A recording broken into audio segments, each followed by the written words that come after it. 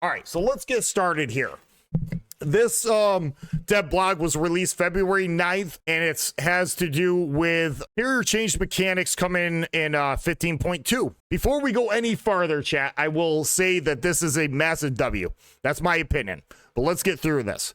Captain, some time ago, we shared our views on the current problems with aircraft carriers and related mechanics, as well as a draft for the required changes to rectify them. The goal we set were to reduce aircraft spotting overall, remove intentional spotting by aircraft carriers, and make AA more impactful while ensuring aircraft carriers remain viable in the battles. Conducted several public tests for different tweaks in this direction in 24 and 25. So yeah, they did two separate tests with these mechanics. They made it public. I took part in both of them. Initially, we planned for one large rework. This is important, chat. Pay attention here. Initially, we planned for one large rework that would resolve all the issues at once. However, as the core changes moved into next iterations of testing, we released in update 14.7 and 15.0 some of the smaller changes, which improved the game on their own and moved us closer to achieving mentioned goals. This approach worked well, so we're applying it to the whole process of aircraft carrier improvements.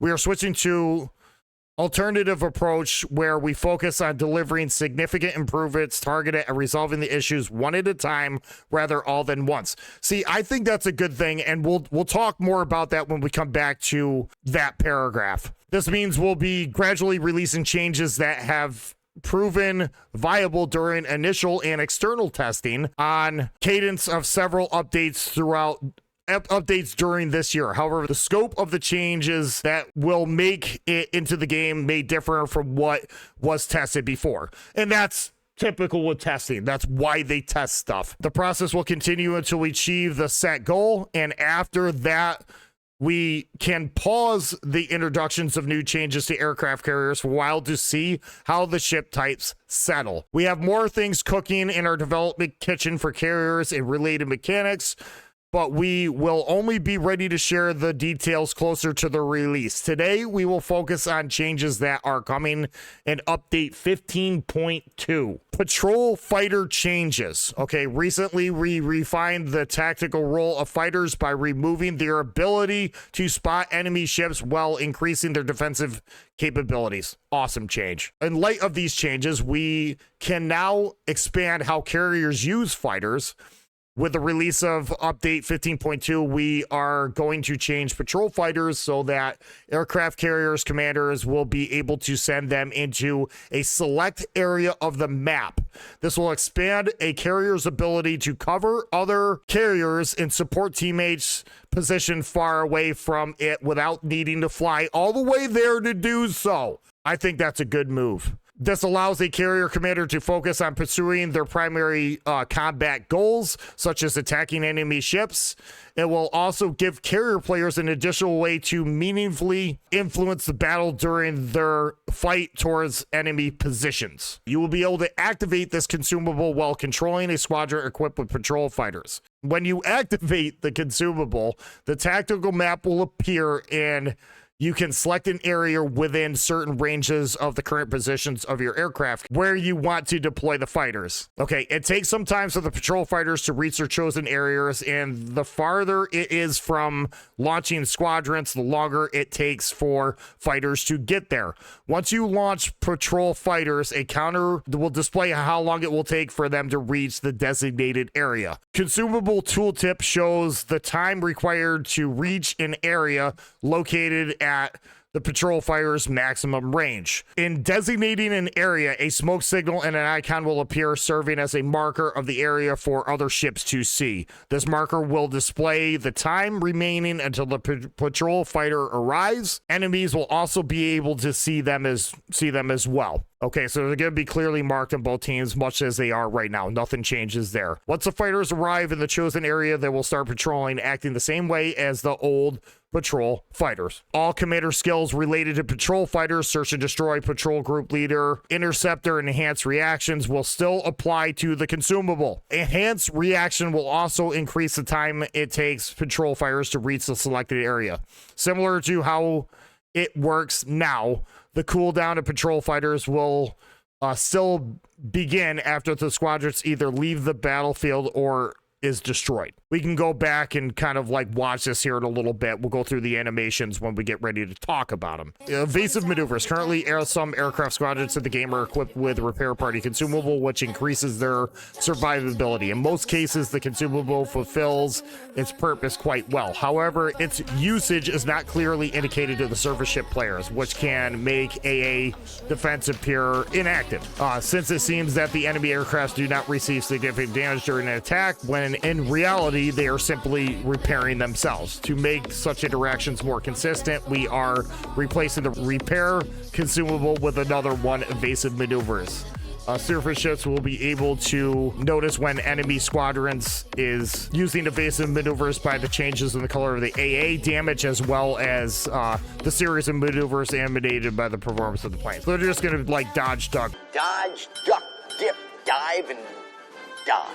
The second issue with repair consumable is that it partially restores a squadron's HP pool, meaning its effectiveness depends on how many aircraft remain intact. In contrast, evasive maneuvers will provide the same chance to avoid damage regardless of how many aircraft remain in the squadrons. In other words, even if your squadron's down to just a few aircraft, activating the consumable will significantly increase the chances of reaching the enemy and carrying out an attack. In exchange, and unlike repair party consumable, the new consumable won't be able to repair aircraft retroactively. Overall, following the introduction of evasive maneuvers and survivability of the aircraft, we will remain roughly the same. However, proper timing when using the consumable will be even more critical. They're basically, instead of just having a 80% recovery time, they're just going to have, like we'll talk about it here, an 80% chance to avoid AA. It kind of puts it back on the player a little bit to use that consumable a little bit more responsibly,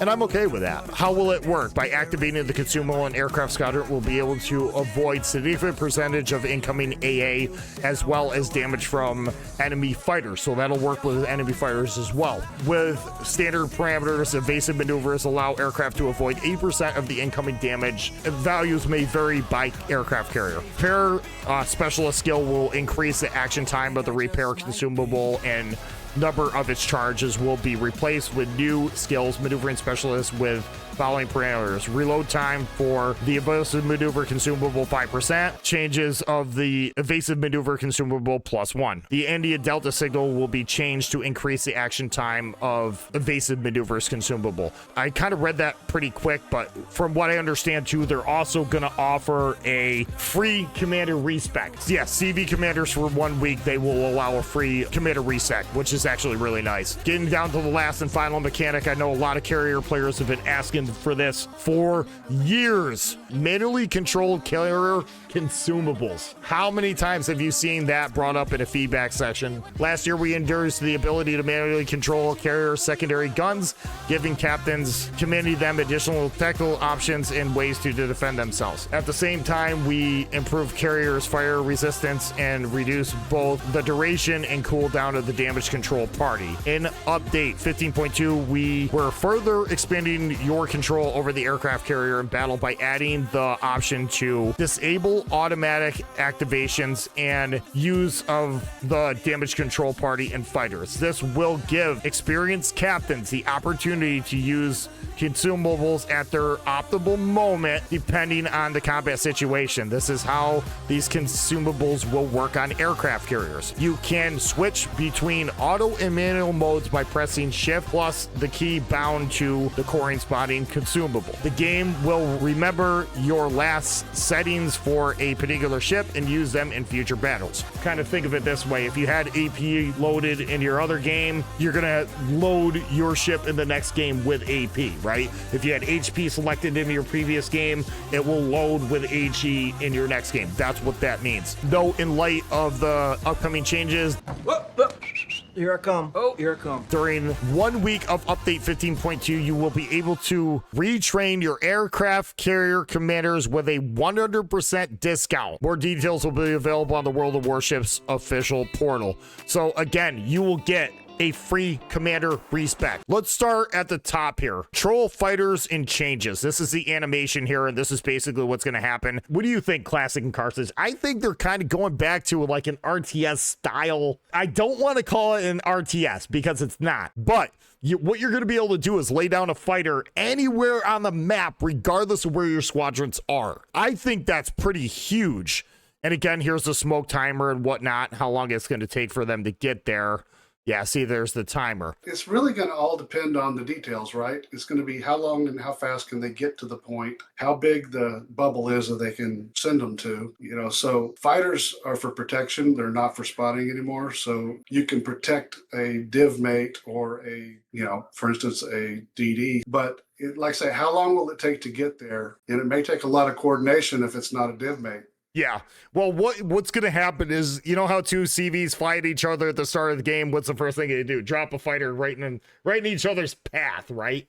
They're going to take a little bit more time to respond than that. Where I can see this coming in is extremely effective is you can be working over the flank with your carrier squadrons. On the other side of the map, you can select that spot on the map, drop your fighter, and continue on with your attacks being on the other side of the map. That's a buff to both carriers and surface ships as far as I'm concerned. I think that's massive. It is, but I think the CVs got to be a little bit smarter too about where they drop. If you drop a fighter somewhere on the map where nothing's been spotted, that's a clue, right? Yeah, absolutely. Players are going to have to kind of take ownership of. I don't think where and how to put fighters is too hard to kind of figure out. Some people will be better at it than others for sure. Just the sheer behavior of the mechanic, I think, is just a massive W across the board. How many times have you said, carrier, drop me a fighter, drop me a fighter, drop me a fighter, and the dude's on the other side of the map working over the flank? Now they can do that. If he's continuing to work his flank, he can still put a fighter over the top of your head. Even if it takes 6 or 8 or 10 seconds for him to get there, you'll still have some form of protection coming, and it's still going to get there faster. If he was to go from one side of the map to the other, drop you fire, just go back to the other side and continue his attack run. It streamlines the whole process and makes it a lot more convenient for the surface ship and the carrier, as far as I'm concerned. What do you think? So here's my hot take. Yeah. Is that, as in the past, every time you give a player more manual control, the better players are going to become stronger, and the weaker players are not necessarily going to become any stronger. Yeah, well, that's true across the board. Well, let's ask this. I think this is a question to be asked. Chat, what do you think? Do you think the system is more complicated? Do you think it's going to simplify things? Do you think in any way that it's either going to make the game better or worse? I'm curious to hear your thoughts, and be sure to put that in chat. I think this makes carriers a lot more flexible. To me, I see it as a win for both surface ships and carriers. What do you think, Carthage? As far as this goes, actually making fighters do their job, which is something I've been complaining about for at least 2-3 years. Fighters are always just glorified spotter planes, and now fighters are more along the lines of they can actually do what they're supposed to do in terms of supporting their teammate. Yeah, I agree. I think it makes it a lot easier for carriers to support their teammates. I want to go over here to chat to see what everybody thinks of this. Raz says, it lets you support your team from anywhere, and if the enemy CV decides to just avoid it, even better, means it's doing its job. Error denial tool. I agree with Raz wholeheartedly. It's bringing the fighters back to the role of their intended purpose. Counter the other carrier and to protect your teammate. Let's move on to evasive maneuvers. I don't know what the exact healing values is. Like when a carrier plane is making his attack runs with his torpedo squadrons and he pops his heal, okay, they're replacing that with a skill that instead of healing that damage back, it will simply avoid. So as far as like damage taken, I think it's kind of a 1-for-1. As a surface ship firing your AA, it gives a really good indicator that shows when that carrier plane is taking less damage. I think it's a nice UI change. As far as like stopping a carrier dead in its tracks from attacking you, I don't think it's going to be crazy effective at that. But for me, I think this is kind of like a 1-for-1. What's your thoughts there, Carthage? What do you think about this? It goes from a heal that the surface ship player cannot see to a heal that the surface ship player can see now. It's visible. Yes, they You can see understand why what's your going AA on. Right. isn't doing as much damage instead of going, oh, my AA is useless. It's Yeah, not my doing AA any just doesn't damage. do anything. It's not doing anything. Look, You can I now- hit my priority sector, and I only shot down Yeah. 2 planes. It's not doing anything. Yeah, because in this case, it'd be people would say, well, I'm running DFAA and I pop my priority sector. Why can't I hit these guys? Why can't I do damage? Now you can pretty much see what's going on. It's like, oh, we clicked this consumable. Yeah, I think it takes it takes the confusion out of it, and that was the goal in the first place. That's what they were trying to achieve by this, and I think they achieved it. When a carrier pops his heal, you can't tell that the carrier is healing. All you see is, man, I'm doing 1,500 a tick, 1,200 a tick, 1,000 a tick of my AA damage. I see all these damage numbers popping up. How come I'm not killing planes, and how come he's still coming after me? So I think it's a good indicator. I think it definitely explains what's going on for especially newer players too that are just coming into this. I think they'll have a better understanding as to how their AA mechanics are working and what's actually going on behind the scenes of the game, for lack of a better term. And we can go ahead and play the animation as Classic gives his take on it. What do you think, Classic? So other than the visual aspect from the ship's perspective, which I think I agree with everyone here, and I think that's a good thing. But what's going to happen is since they can't repair back any of the damage that they took, their subsequent attacks won't be as effective. I think that's a very good point. And that will continue throughout the game. I'll have to see it in action. I'll have to see how this goes. But once you run out of these evasive maneuver consumables, that's all you got, just like heals. To me, I think this is going to be a more of a visual explanation as to what's happening mathematically behind the game. And for newer players that are just coming into the game, I think they'll understand, or at least be able to see why I'm not shooting down as many planes. All right, let's move on to the last and final topic, manual control carrier consumables. We went through and talked about this. Basically, what does that mean? It means the carrier player will now have the ability to repair his own fires and deploy his own fighter aircraft. Why is that important, chat? They rework burn time on carriers.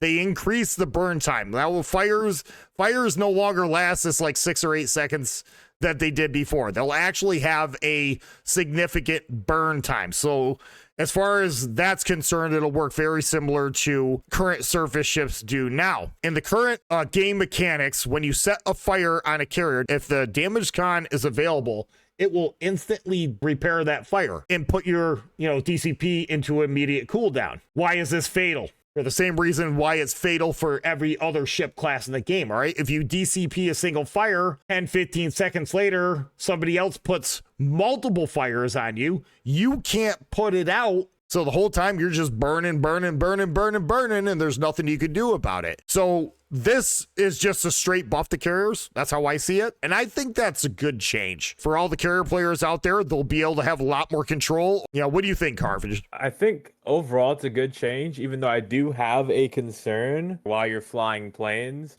Does it automatically trigger, or do you have to recall your planes and manually fix it yourself? No, from what I understand, you'll be able to do it at any time. It looks like the only thing that's not affected, to the best of my knowledge, AWS planes will still be automatic. I don't think it's really adding complexity because you can still use the auto function. You can toggle between the two. Again, like I said before, more experienced carrier players will be able to manage their consumables much like surface ships do now. I'm not against it, but I think this is they definitely wanted to show some love to carrier players as well. Hey, look, we're not handicap these things to the point where everybody stops playing them, but they're doing the best they can to balance the issues that they have. For what I see in this step block, I don't think they approached it in a bad way. This patrol fighter change is a massive W. The new approach of making increment changes versus full overhaul is a good idea too. Yeah, I also agree with that, Raz, because it gives them time to fine-tune these mechanics in a manner that's manageable so they can deliver us the best product that they can come up with, or at least gives them the best chance to do so. Little changes like this over the past few years, guys, that we tend to overlook every day when we play, really make this game a better place. think about it too, guys. What is it taking to just completely overhaul this entire system, right? This is not a small feat. They're literally redesigning an entire class of ship from the ground up. As they're releasing these changes, they're going to continue to monitor the situation, right? So I think this is a good approach.